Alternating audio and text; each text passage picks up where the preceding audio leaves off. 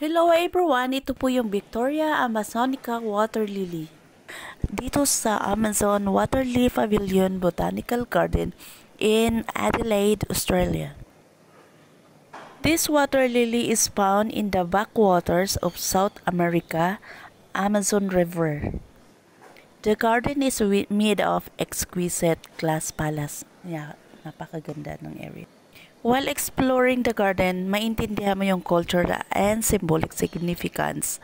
At saka makikita mo yung the largest lily pad was 165 cm in diameter. Best ito napuntahan between September and April.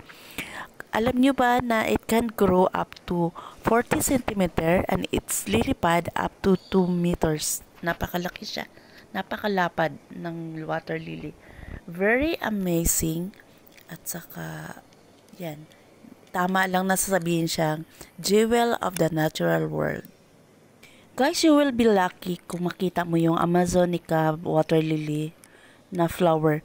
Kasi alam nyo ba, it will last only up to 48 hours. Kaya yan guys, pinicture ko talaga ito kasi na-amaze ako dito.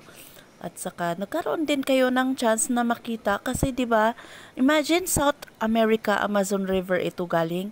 Pero they spend a lot of time and money para makita ng iba ng mga tao at maintindihan ang wonder ng nature. Thank you for watching. See you next time.